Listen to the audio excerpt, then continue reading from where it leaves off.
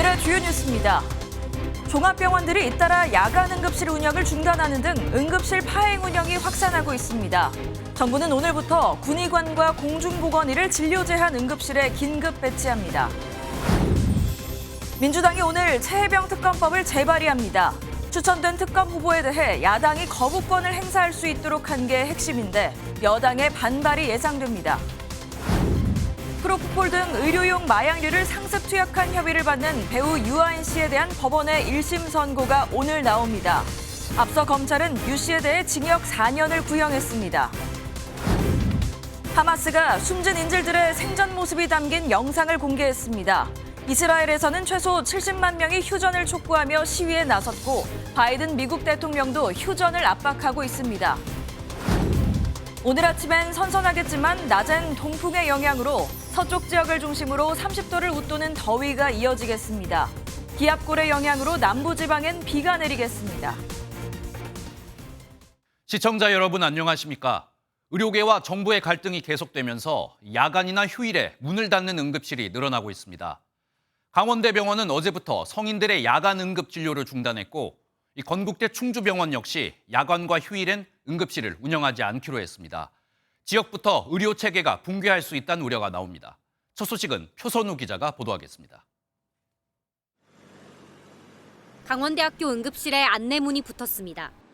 오후 6시부터 다음 날 오전 9시까지 성인 야간 진료를 제한한다는 내용입니다.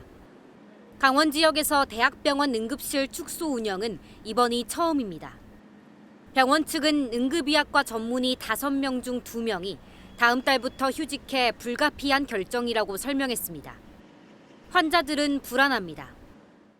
노 시부모님이 다 계시는데 거기다 지금 다 질환이 계시거든요. 저희가 병원 앞에 사는 것도 그래서인데 언제라도 뛰어야 되는데 어디로 뛰어요?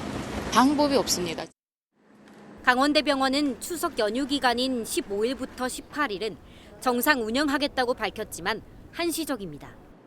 건국대학교 충주병원 응급실도 이번 달부터 평일 오전 9시부터 밤 9시까지만 응급실을 운영합니다.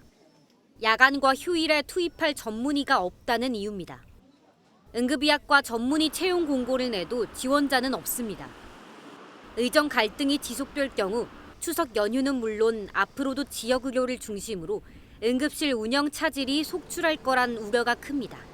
MBN 뉴스 표선우입니다.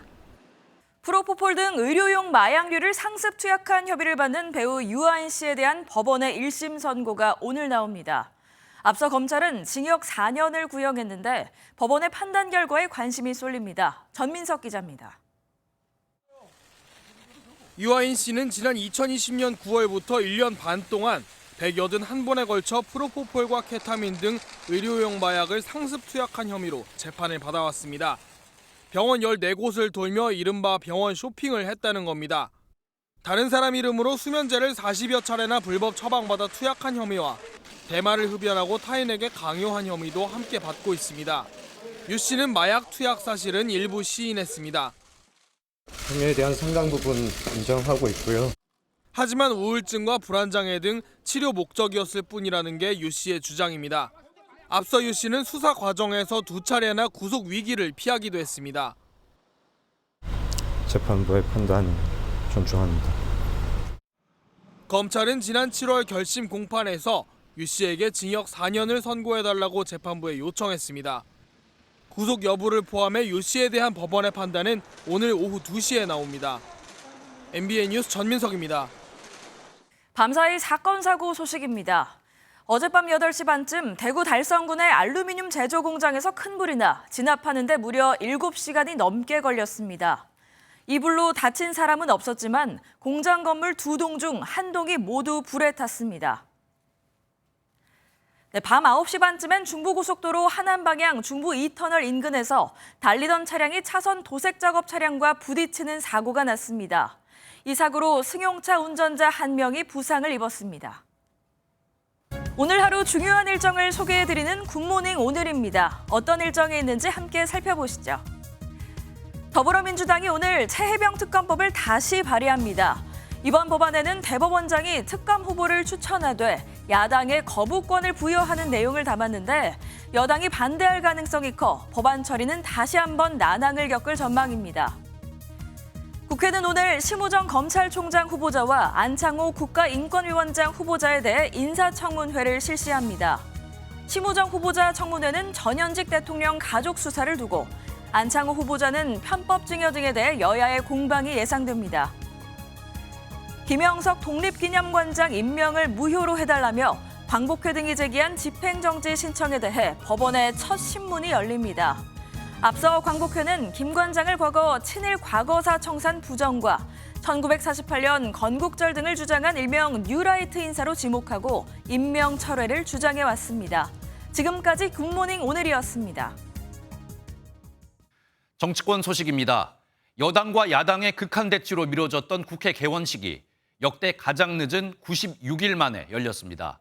하지만 윤석열 대통령은 국회 개원식에 참석하지 않았는데요.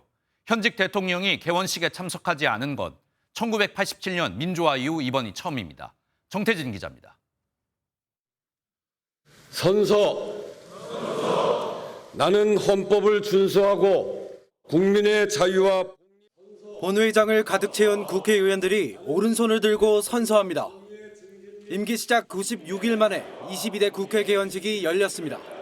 탄핵, 특검법, 살인자 발언 등 각종 대치로 직전 21대 국회가 48일 만에 열린 기록을 갈아치우며 역대 최장 지각이라는 오명을 얻게 됐습니다. 국민 여러분께 송구합니다. 이유가 무엇이었든 관례적으로 개원식엔 대통령이 참석해왔지만 윤석열 대통령은 모습을 보이지 않았습니다. 1987년 민주화 이후 현직 대통령이 참석하지 않은 첫 사례입니다. 이와 관련해 대통령실 관계자는 탄핵을 남발하고 대통령 가족에게 살인자 표현까지 서슴지 않는 국회는 한 번도 경험해보지 못한 비정상적인 곳이라며 불참 이유를 설명했습니다. 행정부로부터 존중받고 싶다라고 하면 존중받도록 행동해야 한다라고 정치에도 금기가 있다. 야당은 기시다 일본 총리는 만나면서 왜 못 오느냐, 정상화 대상은 국회가 아닌 윤 대통령이라 강하게 비판했습니다. 오만과 독선의 발로입니다. 거부왕 대통령의 국민 거부, 국회 거부에 깊은 유감을 표합니다. 내일부터는 이틀간 여야 교섭단체 대표 연설이, 오는 9일부터는 나흘간 대정부 질문이 진행됩니다. 야당은 오는 26일 본회의에 대통령이 제2요구를 행사한 전국민 25만 원 지원법, 방송사법 등 재표결을 예고하고 있어 여야는 정기국회 내내 치열하게 맞붙을 전망입니다. MBN 뉴스 정태진입니다. 한편 민주당 이재명 대표가 이번 여야 대표 회담에서 말했던 이 계엄령 발언이 정치권에 큰 후폭풍을 부르고 있습니다. 국민의힘 한동훈 대표는 사실이 아니라면 국기문란이라며 이재명 대표를 강하게 비판했는데 민주당은 충분히 가능한 일이라면서 제보를 받고 있다고 반박했습니다. 먼저 정태훈 기자입니다. 이재명 민주당 대표의 이른바 계엄령 준비 의혹 발언에 대해 국민의힘에서 비판이 쏟아졌습니다.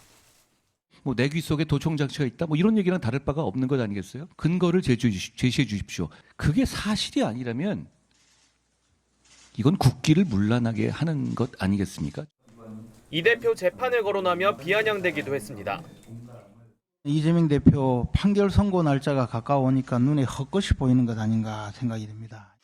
민주당은 윤석열 정부의 비상식을 강조하며 다시 한번 계엄령을 입에 올렸습니다. 오죽하면 국민이 계엄령을 걱정하겠습니까? 주술적 비상식이 루틴인 정권 아닙니까?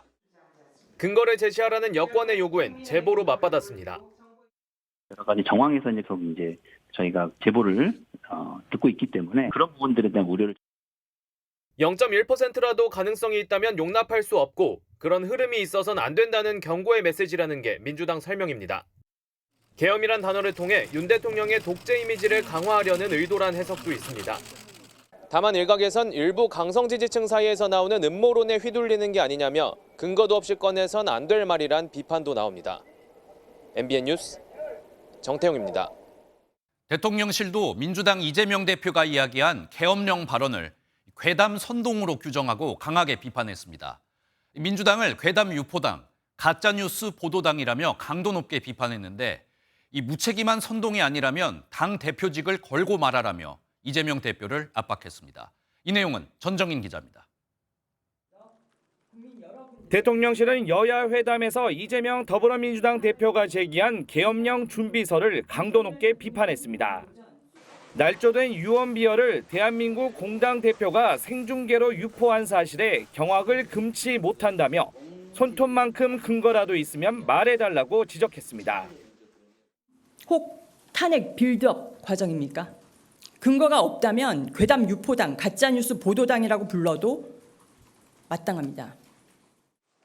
민주당이 나치 스탈린 전체주의의 선동 정치를 닮아가고 있다며 이 대표를 향해 무책임한 선동이 아니라면 당대표직을 걸고 말하라고 쏘아붙였습니다. 대통령실은 또 응급실 뺑뺑이 관련 이 대표의 발언에도 발끈했습니다. 여야 회담에서 이 대표가 응급실 뺑뺑이로 사망자가 증가했다고 말했는데 근거 없는 주장이라고 일축했습니다. 응급환자 사망에는 다양한 변수가 있어 정부 통계 산출 자체가 어렵다며 전혀 확인되지 않았다는 겁니다. 대통령실은 근거 없는 야당의 계엄농단에 단호히 대응하겠다며 괴담 유포를 반복한다면 추가 조치를 검토하겠다고 밝혔습니다. MBN 뉴스 전정인입니다. 전남 영암군에서 돈을 많이 잃은 것에 불만을 품은 60대 중국 국적 남성이 게임장에 불을 지른 사건 어제 보도해드렸죠. 순식간에 커진 불길에 5명이 갇혔는데 주변에 있던 한 의인이 달려와 문을 부수고 불을 꺼 참사를 막았습니다. 정치훈 기자가 취재했습니다. 60대 남성이 흰색 기름통을 들고 성인 게임장에 들어갑니다. 수상한 낌새에 문을 열어보지만 게임장 안에서 잠가버린 문은 열리지 않습니다. 불과 10초 만에 안에서 불길이 치솟기 시작합니다. 게임장 안에 있던 손님까지 5명이 갇힌 상황.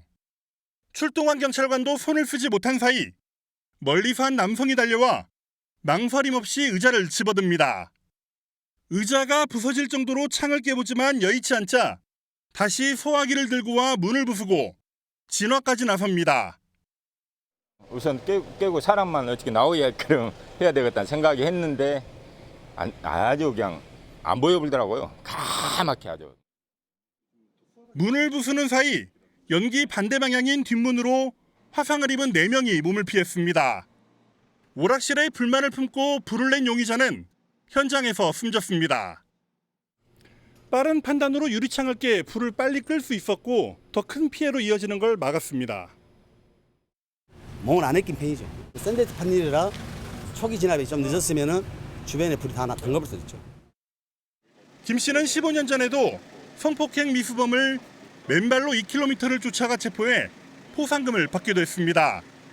팔뚝에 화상을 입은 김 씨는 앞으로도 같은 상황이라면 또 뛰어가겠다고 말합니다. MBN 뉴스 정춘우입니다. 최근 확산하는 딥페이크 성범죄와 관련해 경찰이 처음으로 텔레그램 법인을 대상으로 내사에 착수했습니다. 텔레그램이 딥페이크 성착취물 유포에 온상이 된 만큼 성범죄 방조 혐의를 적용한다는 겁니다. 장동건 기자입니다. 사진을 보내면 자동으로 음란물을 만들어주는 딥페이크 프로그램입니다. 지인 사진으로 딥페이크 합성물을 만드는 일명 겹지방까지 추적이 쉽지 않은 텔레그램을 중심으로 성범죄가 급증하고 있습니다. 피해자가 속출하는 가운데 경찰은 텔레그램 법인을 대상으로 내사에 착수했다고 밝혔습니다. 보안 메신저에 대해서 직접적으로 방조 혐의를 적용해서 수사하는 방안도 검토를 하고 있습니다. 앞서 프랑스 검찰은 텔레그램 창업자 파벨 두로프에 대해 각종 범죄를 방조한 혐의 등으로 준기소 조치를 했는데 우리 경찰도 수사 의지를 내비쳤습니다. 경찰은 지난달 26일부터 나흘간 딥페이크 성범죄 관련 신고를 88건 접수했는데 피의자 24명을 특정했다고 밝혔습니다. 올해 1월부터 7월까지 들어온 신고 건수와 비교하면 10배 가까이로 늘어난 셈입니다. 경찰은 텔레그램 서버가 해외에 있는 점을 고려해 국제기구와 공조를 통해 수사 방법을 모색해 나갈 계획입니다. 텔레그램에서 딥페이크 성착취물을 자동으로 만들어주는 8개 프로그램에 대해 내사 중인 경찰은 제작자에게 범행 공모와 방조 등의 혐의 적용을 검토할 방침입니다. MBN 뉴스 장동건입니다.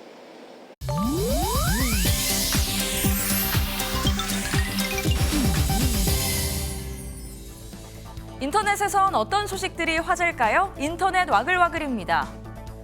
최근 한 온라인 커뮤니티에 LH 공공임대주택에 붙은 공지문 내용이 올라와 논란입니다. 자신을 자치회장이라고 밝힌 글쓴이는 일부 주민들의 흡연과 관련한 문제를 제기했는데요. 담배를 피우더라도 제발 아파트 단지 내 바닥에 버리지 말라며 집 한 채 없어 이곳에 온 거지라면 거지답게 절약하고 아끼며 사시길 정중히 부탁드린다고 당부했습니다. 흡연 후 담배꽁초를 아무데나 버려 청소 용역 비용이 들어간다는 게 공지를 쓴 이유였는데요. 누리꾼들은 취지는 이해한다면서도 엄연히 보증금과 월세를 지불하고 거주하는데 거지란 표현은 부적절한 게 아니냐는 반응을 보이고 있습니다. 배우 한소희 씨의 친모 신모 씨가 불법 도박장을 운영한 혐의로 구속됐다는 소식이 전해졌습니다. 어제 한 매체는 검찰이 신 씨를 불법 도박장 개설 혐의로 구속했다고 전했는데요.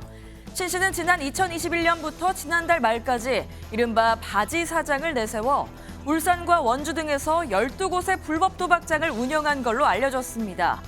지난 2020년과 2022년에도 신 씨의 비투 논란이 불거지자 한 씨는 어릴 적 부모님의 이혼으로 할머니의 손에 자랐다는 가정사를 공개하며 어머니의 채무에 강경 대응하겠다는 입장을 밝힌 바 있죠. 그럼에도 불미스러운 일로 다시 한번 주목받게 되면서 한 씨가 어떤 입장을 낼지 누리꾼들의 이목이 쏠리고 있습니다. 건설 현장 근로자들에게 제공되는 도시락에 개구리 사체 등 이물질이 나왔다는 주장이 제기돼 온라인이 시끄럽습니다. 전국 플랜트 건설 노조 울산 지부는 어제 기자회견을 열고 최근 현장에 제공된 도시락에서 연이어 개구리와 벌레 등 이물질이 나왔다는 조합원 제보가 있었다고 밝혔습니다. 울산 지역의 플랜트 건설 사업장에는 노조 조합원만 2만 8천 명가량 투입돼 있지만 현장 특성상 대부분 도시락을 제공받아 식사를 해결하고 있다는데요. 이와 관련해 노조는 도시락 업체 전수조사와 업체 선정 과정을 투명하게 공개해야 한다는 입장을 밝혔습니다. 인터넷 와글와글이었습니다. 조희연 서울시 교육감이 불명예 퇴진하면서 다음 달 치러지는 보궐선거의 열기가 벌써부터 뜨겁습니다. 보수와 진보, 양 진영은 표를 모으기 위한 단일화 작업에 본격적으로 나섰는데요. 하지만 교육감이란 교육 책임자를 뽑는데 정치판 선거와 너무 닮았다는 아쉬운 목소리도 나오고 있습니다. 안병수 기자입니다. 다음 달 16일로 예정된 서울교육감 보궐선거. 양 진영은 조희연 전 교육감을 키워드로 내세웠습니다. 보수 측은 후보 단일화를 촉구하는 한편 불명예 퇴진으로 수백억 원의 선거 비용을 초래한 조 전 교육감을 질타했습니다. 수백억의 예산이 들어갑니다. 이거에 대해서 아무 사과 말씀도 없었다. 학생 인권을 강조해서 이 교단의 교권은 떨어지고 생활지도를 어렵게 하는 이런 부작용이 컸습니다. 앞서 세 차례 선거에서 단일화가 무산돼 패배한 만큼 이번에는 후보 난립을 막자는 분위기가 큰 걸로 알려졌습니다. 진보 측은 조 전 교육감의 선고 다음 날 단일화 추진위원회를 꾸렸고 오는 5일 기자회견을 엽니다. 일부 출마 예정자는 조 전 교육감의 교육관을 잇겠다는 선거 전략을 펼칠 걸로 알려졌습니다. 정말 이건 정치적인 사법살인 아닌가. 후보 경쟁력이 얼마나 있고 뭐 사람들한테 얼마만큼 홍보가 될까. 이게 판세를 좌우하지 않을까. 양측 후보로는 정치권과 교육계 출신 등 많게는 수십 명이 출사표를 낼 걸로 예상됩니다. 선거 과열 조짐에 2006년 도입한 교육감 직선제가 정책이 아닌 진영 싸움이 됐다는 아쉬움도 남습니다. 엄청 큰 선거잖아요. 교육감 선거 같으면 끝나고 나서도 뭐 선거가 뭐 낙선한다 할지 아니면 뭐 제대로 또 안 챙긴다 할지 그러면 뭐 그것 때문에 뭐 굉장히 시달리고 뭐 그렇다고 그러더라고요. 후보 등록 기간은 오는 27일까지로 이번 달 중하순에는 단일화 윤곽이 드러날 걸로 전망됩니다. MBN 뉴스 안병수입니다. 문재인 전 대통령의 전 사위인 서모 씨의 특혜 채용 의혹을 수사 중인 검찰이 이 추석 이후 문재인 전 대통령의 딸 다혜 씨를 소환할 것으로 보입니다. 이 영장에 문재인 전 대통령을 피의자로 적어놓은 만큼 문 전 대통령에 대한 소환 조사도 불가피해 보입니다. 먼저 이혁재 기자입니다. 검찰은 최근 문 전 대통령의 딸인 다혜 씨의 자택 등을 압수수색했습니다. 임종석 전 청와대 비서실장과 조국 혁신당 대표 등 참고인 조사에 이어 곧바로 강제 수사까지 문 전 대통령 일가에 대한 수사가 급물살을 타는 분위기입니다. 검찰은 문 전 대통령 부부의 계좌를 추적하는 과정에서 다혜 씨와의 의심스러운 자금 흐름을 포착한 것으로 전해집니다. 압수물 분석에 보통 2~3주가량 소요되는 점을 감안하면 이르면 추석 이후 다혜 씨를 불러 조사할 것으로 예상됩니다. 검찰은 서로 주고받은 자금의 출처 확인 등을 위해 문 전 대통령과 김정숙 여사에 대한 조사에도 나설 방침인 걸로 알려졌습니다. 최근 검찰이 김건희 여사를 제3의 장소에서 비공개 조사를 한 게 논란이 됐던 만큼 문 전 대통령 부부에 대한 조사 시기나 방식을 두고서도 상당한 파장이 일 것으로 보입니다. 전주지검 관계자는 옛 사위에 대한 부정 지원 의혹 등 고발된 범위 안에서만 수사하고 있다며 일각에서 지적하는 별건 수사 의혹에는 선을 그었습니다. MBN 뉴스 이혁재입니다. 문재인 전 대통령을 정조준하고 있는 검찰 수사에 맞서 더불어민주당도 당 차원의 대응 기구를 꾸리기로 했습니다. 이 사실상 지금이 검찰에 의한 계엄 상태라고도 했는데요. 국민의힘은 지난 정부의 적폐청산을 언급하며 법 앞에 평등을 강조했습니다. 정치권 반응은 이병주 기자입니다. 문재인 전 대통령이 뇌물죄 피의자로 적시된 것과 관련해 민주당이 당 차원의 대응기구를 마련하기로 했습니다. 당내 기존 검찰독재위원회를 확대 개편하고 관련 수사에 대한 검찰의 거짓 대응을 적극적으로 바로잡는다는 계획입니다. 민주당은 이번 수사가 의료대란 등 정부 실정을 덮기 위한 물타기라고 주장했습니다. 전형적인 망신주기이자 국정 실패에 대한 국민의 여론과 관심을 돌리려는 눈속임 공작 수사입니다. 검찰 수사에 대응하기 위해 친명 친문 등 계파를 초월한 통합 작업에도 나섭니다. 이재명 대표의 코로나19 확진으로 미뤄진 평산마을 문재인 전 대통령 예방을 오는 8일 다시 진행하기로 한 겁니다. 국민의힘은 법 앞에 평등을 강조하며 정치보복 주장을 일축했습니다. 특히 지난 정부에서 적폐청산 일환으로 이명박, 박근혜 전 대통령에 대한 강도 높은 수사가 이뤄졌던 점을 들어 내로남불이라고 꼬집었습니다. 결백하다면 수사, 재판 과정에서 자연스럽게 무죄가 밝혀질 텐데 민주당은 무엇을 걱정하는지 모르겠습니다.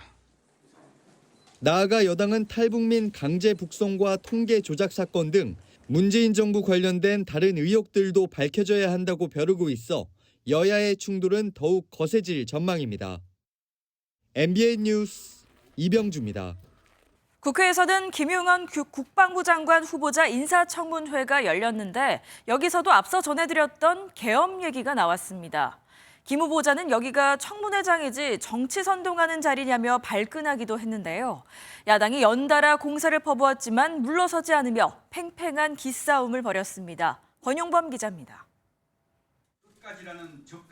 더불어민주당은 인사청문회 시작부터 계엄 의혹으로 공세의 고삐를 조였습니다. 계엄 준비를 위해서 가장 충성스러운 사람을 쥐어지기에 채워 넣습니까? 김 후보자는 발끈했습니다. 정치 선동하는 자리가 아니라고 생각합니다. 의원님 말 조심하세요. 국민의힘은 지원 사격에 나섰습니다. 거짓 정보로 만들어진 정치 선동이 국내 파벌 조성을 조장하고 분열을 유도하는 것입니다. 귀신이 뭘 잘못 먹고 얘기한 거 아닌가 이런 생각이 들 정도로 황당하다는 거죠. 야당은 김 후보자가 주도한 대통령실 이전의 적절성과 충암고 밀어주기 의혹 등을 놓고도 공세를 이어갔습니다. 하나회처럼 김용현의 3대 군벌 형성이 되고 있다라는 말이 있습니다. 동의하지 않습니다. 김 후보자는 경호처장 시절 과잉 경호 논란과 관련해선 지난 정부 때도 똑같이 했다고 맞섰습니다. 한편 김용현 후보자는 북한이 도발한다면 확고히 응징하겠다며 전임 국방부 장관에 이어 강경한 대북 대응 의지를 내비쳤습니다. MBN 뉴스 권용범입니다. 하마스가 살해된 인질 6명의 생전 영상을 공개하며 조만간 마지막 메시지도 공개할 거라고 밝혔습니다. 이스라엘에선 최소 70만 명이 즉각적인 휴전을 요구하며 시위에 나선 가운데 바이든 미국 대통령도 휴전 압박을 가하고 있습니다. 윤지원 기자입니다. 하마스가 지난달 31일 시신으로 발견된 인질 6명의 생전 모습을 공개했습니다. 45초 분량의 영상에는 인질들이 자신의 이름과 거주지를 말하는 모습이 짧게 편집돼 담겼습니다. My name is Hersh Goldberg Poland. I was born in Berkeley, California. 하마스는 곧 이들의 마지막 메시지도 공개할 것이라고 밝혔습니다. 인질들의 피살로 인한 분노는 네타냐후 이스라엘 총리에게로 향했습니다. 이스라엘 전역에서 최소 70만 명이 시위에 나서며 즉각 휴전을 촉구했습니다.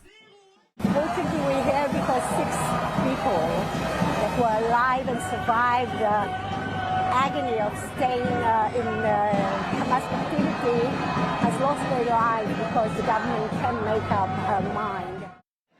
가자지구 전쟁 발발 이후 최대 규모입니다. 미국도 휴전 압박에 나섰습니다. 바이든 대통령은 인질 석방 협상 타결에 매우 근접했다며 그러나 네타냐후 총리가 휴전과 인질 석방 협상에 성실히 임하지 않는다는 취지로 발언했습니다. Do you think it's time for Prime Minister Netanyahu to do more on this issue? Do you think he's doing enough? No. 반면 네타냐후 총리는 휴전 협상의 주요 쟁점인 가자지구와 이집트 국경의 완충지대 필라델피 회랑에 군을 주둔시켜야 한다고 밝혔습니다. 그러면서 대형 스크린에 가자지구 지도를 띄우고 이를 지시봉으로 가리키며 자신의 뜻을 굽히지 않겠다는 의지를 재확인했습니다. MBN 뉴스 윤지원입니다.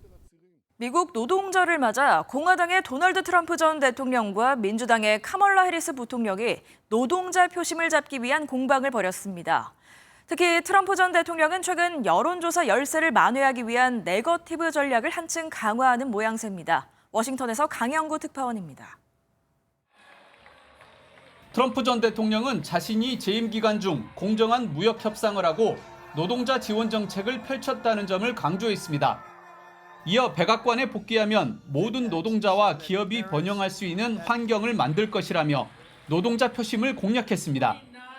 동시에 해리스 부통령 아래 미국인들은 높은 기름값과 폭등하는 생활비로 고통받고 있다고 공세를 이어갔습니다. 반면 해리스 부통령 캠프에서는 트럼프를 반노조로 규정하며 러스트벨트 경합주의 트럼프의 반노동 성향을 강조하는 광고판을 설치했습니다. 미국 민주당 전국위원회는 트럼프는 일하는 미국인에 대해 신경 쓰지 않는다며 큰 돈을 가진 친구들과 기부자들에게만 답할 것이라고 주장했습니다. 이런 가운데 최근 여론조사에서 열세가 이어지는 트럼프 전 대통령은 폭스뉴스에 출연해 네거티브 공세 수위를 높였습니다. There was none. She fought people like I've never seen anything like it. Look at the way she fought Justice Kavanaugh, the viciousness and the violence. She's a Marxist. She's worse. 최근 트럼프 전 대통령의 지지율이 답보 상태에 머물면서 해리스 부통령에 대한 인신공격을 통해 국면 전환을 노리는 전략으로 풀이됩니다. 트럼프 후보가 네거티브 공세에 집중하는 동안 해리스 후보는 미국 정치 역사상 최대 규모의 디지털 광고 공세를 펼치는 등 상반된 전략을 취하고 있습니다. 워싱턴에서 MBN 뉴스 강영구입니다. 추석이 이제 2주 앞으로 다가왔는데 올해는 채소값이 걱정입니다. 사과와 배값은 그나마 꺾였지만 유난히 길었던 폭염과 예년보다 이른 추석으로 채소가 여전히 비싸기 때문인데요. 특히 배추값은 올해 내내 가격이 떨어지지 않다 보니 김치 수입이 역대 최대를 기록했습니다. 이승민 기자입니다. 대형마트에서 쪽파를 집어들었지만 가격을 확인하고는 선뜻 장바구니에 담지 못합니다. 200g 한 봉지 가격은 7,400원, 평년보다 60%나 비쌉니다. 시금치도 7,000원에 육박해 한 달 전보다 2배 넘게 올랐습니다. 너무 비싸. 이게 하나에 7,400원 정도 하니까 이왕이면은 손 들이더라도 조금 저렴한 거 사서 까서 먹으려고 생각하고 있었어요. 명절에 쓰이는 무와 배추도 작년보다 20에서 40% 비싸 특별 할인 상품은 진작에 동이 났습니다. 이거 뭐 1,500원 이렇게 했는데 지금 이게 3,000원이잖아요. 너무 많이 부담돼요. 마트 나오기가 너무 겁나요. 잦은 폭우와 유난히 길었던 폭염 등 이상 기후 탓에 채소 가격이 고공행진하는 겁니다. 올여름 역대 최장 폭염으로 배추값이 치솟으면서 김치 수입은 늘어났습니다. 작년보다 7% 증가해 역대 최대를 기록했습니다. 그나마 작년 금값이었던 사과와 배는 작황이 좋아 가격이 안정세를 유지하고 있습니다. 정부는 추석 물가를 고려해 농축산물 15만 3천 톤을 공급하기로 했습니다. 정부가 가지고 있는 비축 물량하고 농협의 계약 재배 물량 등을 동원해서 역대 추석 상수품 물량 중에서 최대 수준입니다. 정부와 한국은행은 추석이 끝난 9월부터는 물가 상승률이 2% 안팎까지 떨어질 것으로 내다봤습니다. MBN 뉴스 이승민입니다. 계속된 고금리와 고물가 속에 월급을 받아 먹고 쓰고 은행 이자를 내고 나면 이 남는 돈이 100만 원 정도에 불과한 것으로 나타났습니다. 쉽게 이야기하면 가계 흑자액인데 역대 가장 긴 8분기 연속으로 이 가계 흑자가 줄고 있습니다. 특히 돈벌이가 마땅치 않은 청년층은 신용카드 사용액이 크게 줄었습니다. 김태영 기자가 취재했습니다. 젊은 사람들이 주로 찾는 서울 신촌거리입니다. 코로나19 팬데믹이 끝났지만 임대문이 안내문을 붙인 텅 빈 상가가 곳곳에 눈에 띕니다. 코로나가 조금 더 심하면 더 심했지. 손님이 아예 없다니까. 손님을 거의 한 번당 있고 간혹 가다가 이제 추가시키고. 손님들의 발길이 끊긴 건 씀씀이 여력이 사라졌기 때문입니다. 올해 2분기 1인 가구 이상 흑자액은 월 평균 100만 9천 원으로 1년 전보다 18,000원 줄었습니다. 월급을 받아서 의식주를 해결하고 이자와 세금을 내고 나면 쓸 수 있는 여윳돈이 100만 원 남짓이란 얘기입니다. 여윳돈은 2022년 3분기부터 8개 분기째 줄고 있는데 가계 동향이 발표된 뒤 역대 최장기간 감소입니다. 월급은 그대로인데 고물가와 고금리로 실질 소득이 줄거나 그대로였고 이자 비용은 크게 늘었기 때문입니다. 목돈 마련이나 노후 자금으로 저축이라도 하게 되면 소비 여력은 더 떨어질 수밖에 없습니다. 이런 여파로 20대 청년들의 신용카드 이용액이 현저히 줄었고 30대와 40대도 마찬가지로 감소했습니다. 밥 사 먹을 거를 학식으로 먹는다든지 이런 식으로 해서 한 절반 정도로 줄여나가고 있는. 올해 수출이 일본을 앞지를 수 있다는 기분 좋은 전망도 나오지만 물가와 이자 부담 속에 내수 부진은 좀처럼 나아질 기미를 보이지 않고 있습니다. MBN 뉴스 김태형입니다. 이른바 로또 청약으로 불렸던 서울 강남의 한 아파트 청약에서 청약 점수 74점도 탈락했습니다. 74점이면 굉장히 높은 점수인데 17년 동안 집이 없고 아이가 3명이나 있어도 청약을 받지 못한 겁니다. 합격하려면 부양가족 5명에 15년 동안 집이 없어야 한다는데 이 너무 심한 경쟁 때문에 부양가족 부풀리기 같은 꼼수가 난무하다는 지적도 나오고 있습니다. 최윤영 기자입니다. 무주택으로 17년을 살고 청약통장도 17년째인 김미선 씨. 자녀가 3명이어서 청약통장 점수가 74점이나 됐지만 서울 반포의 한 아파트 청약에서 떨어졌습니다. 74점인데 예비 한 180번? 그럼에도 불구하고 안 되니까 이게 뭔가 불공정하고 제도 개선이 마련이 돼야 되겠다라는 생각이 듭니다. 지난 7월 말 청약했던 이 아파트 1순위 청약에는 10만 명이 지원해 527대 1의 경쟁률을 기록했습니다. 당첨자 최저 점수는 타입별로 달랐지만 77점을 넘는 곳도 상당수였습니다. 청약통장 가입 기간과 무주택 기간에서 만점을 받아도 부양가족이 5명이 돼야 당첨권에 들어간다는 얘기입니다. 그러다 보니 부양가족 부풀리기 등 꼼수로 당첨된 것 아니냐는 의혹도 꼬리표처럼 따라다닙니다. 당첨을 기대하려면 높은 점수를 확보해야 하는데 실제 거주하지 않는 부모와 자녀를 등본의 세대원으로 등재시켜서 편법을 불러일으키는 부작용도 발생하고 있습니다.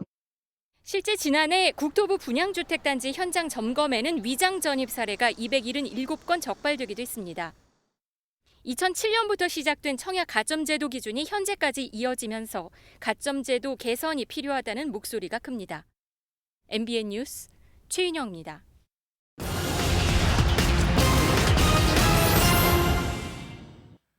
올해 우리나라의 총 수출액이 일본을 앞지를 수 있다는 전망이 나옵니다. 우리와 일본의 수출액 차이는 22년 633억 달러, 23년엔 851억 달러로 세 자릿수였지만 올해 상반기엔 우리나라가 32억 달러 차이로 일본을 추격하고 있습니다. 최근 우리나라는 반도체 호황에 힘입어 15개월 연속 수출 흑자를 기록 중입니다. LH가 내년까지 빌라와 오피스텔 등 신축 매입 임대주택 10만 가구를 매입할 계획입니다. 비아파트 시장을 살리기 위한 결정인데 LH가 신축 주택을 사들여서 시세보다 저렴하게 임대로 공급하는 집들입니다. 특히 서울은 공급 상황이 정상으로 돌아올 때까지 무제한으로 매입할 계획입니다. 지난달 우리나라의 최대 전력 수요가 역대 최고치를 갈아치웠습니다. 지난달 평균 전력 수요는 작년보다 6% 증가한 87.8기가와트를 기록했는데요. 찜통더위가 한 달 동안 이어지며 전기 수요가 크게 늘어난 영향으로 풀이됩니다. 지금까지 굿모닝 경제였습니다.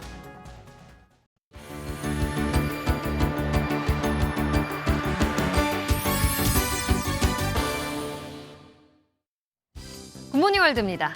아름다운 광경을 바라보며 펼치는 대회가 있습니다. 바로 패러글라이딩 대회인데요. 볼리비아에서 펼쳐지는 대회 모습을 영상으로 함께 만나보시죠. 볼리비아에서 패러글라이딩 프리월드컵이 열렸습니다. 하늘을 나는 선수들의 모습이 정말 장관인데요. 이번 프리월드컵에는 에콰도르, 독일, 벨기에 등 27명의 선수가 참가했습니다. 이번 대회에서 딴 점수를 반영해서 최종 월드컵에 진출할 수 있다는데요. 대회에 참가한 독일 선수는 라파스 하늘에서 바라보는 높은 산들이 정말 아름다웠다고 말했다네요. 축구공을 바닥에 떨어뜨리지 않고 계속해서 발로 차면 어느 정도까지 찰 수 있을까요? 여기 신기록을 쓴 이가 있습니다. 쿠바로 가보겠습니다.